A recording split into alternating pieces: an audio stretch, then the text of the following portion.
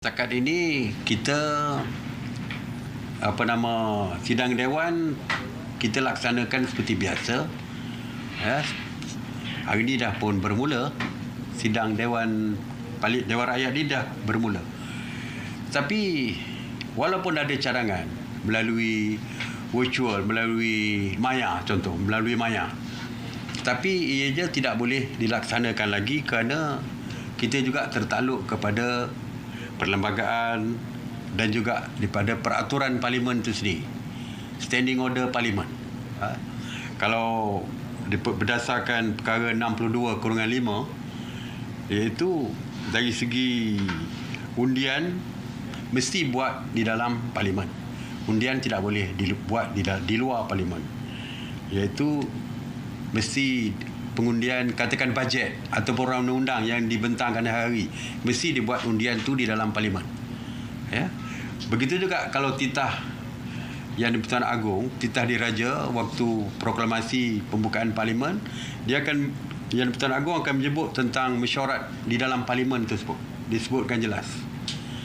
Manakala di dalam peraturan parlimen, standing order, semua peraturan tu menjurus kepada tindakan-tindakan yang dilakukan di dalam parlimen. Sebagai contoh, jika nak membahas mesti berdiri, dan bila nak mencelah disebut bila mencelah kita kena berdiri dan minta laluan daripada ahli parlimen yang sedang berucap. Jadi semuanya dari segi spirit dia, dari segi tindakan-tindakan yang dilakukan sewaktu persidangan mesti disebut berdasarkan apa yang berlaku di dalam parlimen.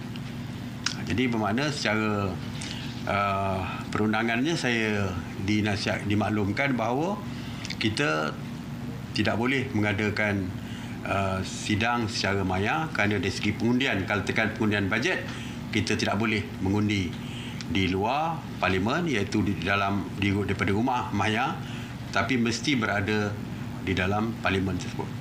Parlimen Australia sebenarnya pernah menjalankan sidang di dalam maya, tetapi mereka tidak boleh mengundi.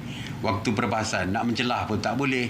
Jadi banyak kekangan-kekangan yang menyukarkan. Sebab itu kita teruskan sidang parlimen secara seperti biasa, tetapi dengan SOP yang ketat. Sebagai contoh, wakil daripada Sabah, ahli parlimen Sabah mesti membuat kuarantin dulu sebelum dibenarkan masuk ke parlimen. Semua ahli parlimen, saya sendiri 2 hari lepas membuat swab test, kerana 3 hari sebelum masuk ke parlimen mesti mempunyai swab test yang menunjukkan kita negatif baru dibenarkan masuk ke parlimen. Pegawai hanya dibenarkan 2 orang saja. Setiap ahli parlimen membawa 2 saja pegawai, dan mesti di swab test sebelum masuk ke parlimen. Jadi very strict. Dan parlimen tidak dibenarkan, tidak dibuka lagi kepada orang ramai. Tidak dibuka. Hanya ahli parlimen dan 2 pegawai saja.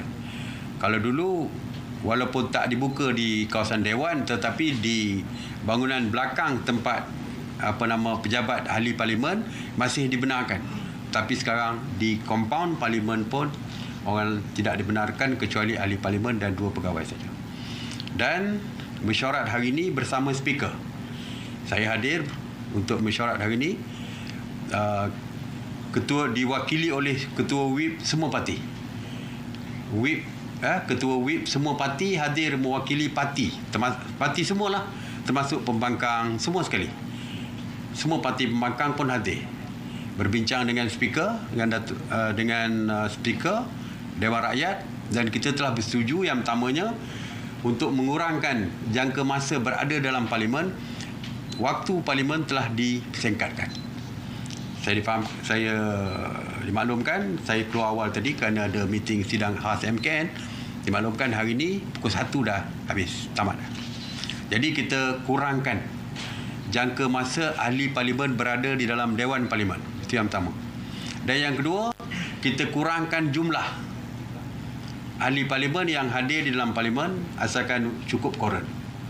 Jadi itu diputuskan oleh mesyuarat bersama speaker tadi, bersama dengan semua ketua-ketua whip parti. Saya walaupun bukan ketua ubin parti, sebab saya terlibat dengan SOP ni, saya dijemput hati.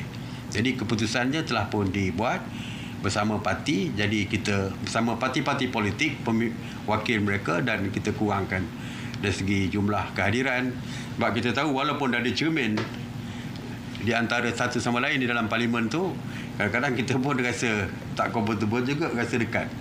Jadi sekarang kita kurangkan kehadiran supaya dapat dijarakkan, dan pemimpin parti mesti menentukan siapa yang boleh berbahas, kerana perbahasan bajet akan tetap diteruskan di dalam sidang parlimen ini. Sebab kita tak boleh nak buat nak tidak benarkan, kerana bajet merupakan perkara yang amat penting yang mesti diluluskan, kerana jika tidak diluluskan, perbelanjaan tidak dapat dibuat, pembayaran yang paling penting, kaki tangan kerajaan dan sebagainya, gaji tidak boleh dibayar, dan projek-projek tentu saja tidak dapat dilaksanakan.